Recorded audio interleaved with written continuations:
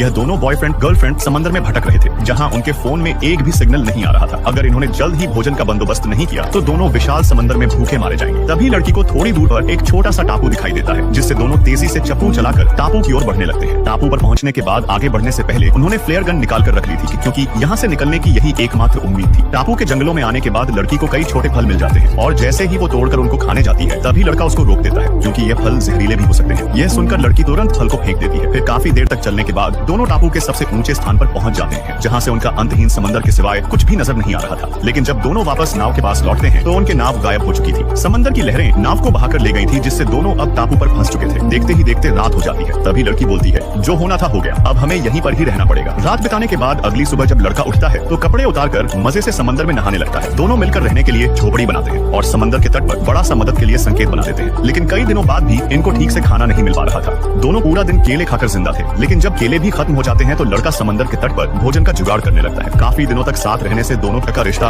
और भी ज्यादा गहरा हो चुका था। देखते ही देखते 30 दिन बीत जाते हैं। फिर एक दिन जंगल में फल तोड़ते समय लड़के को आसमान में एक प्लेन दिखाई देता है, पर उसको फ्लेयर गन कहीं पर भी मिल नहीं पा रही थी और थोड़ी देर बाद ही प्लेन वहां से चला जाता है। लड़के को लगा कि लड़की ने फ्लेयर गन को कहीं छुपा दिया है, क्योंकि टापू पर उन दोनों के अलावा और कोई भी नहीं था। इस बात को लेकर दोनों में झगड़ा हो जाता है। तभी अचानक पेड़ से एक बोतल नीचे गिरती है और जब दोनों ऊपर देखते हैं तो एक शरारती बंदर ने उनके सामान को चुरा लिया था, जिसमें फ्लेयर गन भी थी। बंदर के हाथ में फ्लेयर गन देखकर लड़का घबरा जाता है कि कहीं गलती से वो गन को चला ना दे, पर बंदर उनकी घबराहट देखकर गन से खेलने लगा था। तभी लड़की केले का लालच देकर गन को छुड़ा लेती है और फालतू ही आसमान में चला देती है, क्योंकि लड़की को बहुत गुस्सा आ रहा था कि लड़के ने उस पर बेफालतू चिल्लाया था। लड़की रोज ऐसी जिंदगी जीकर थक चुकी थी। रोज सूरज डूबते हुए देखना, समंदर में मछली पकड़ना, इन सब से अब वो ऊब चुकी थी। लड़की को रोज अपने माता पिता की याद सताती थी। अगले दिन जब लड़की उठती है तो उसने देखा कि लड़का गायब था। तभी उसे दूर से एक डरावनी आवाज सुनाई देती है। लड़के को ढूंढने वो तुरंत जंगलों में घुस जाती है, जहाँ उसने देखा कि लड़का एक काले पैंथर से जान बचाकर भाग रहा था। लड़की तुरंत उनके पीछे दौड़ती है और जब वो लड़के के पास पहुंची तो लड़के ने पैंथर को मार गिराया था। उसके बाद दोनों अपनी किस्मत को अपना लेते हैं। लड़की फल लेकर आती थी और घर को और मजबूत बनाने में मदद किया करती थी।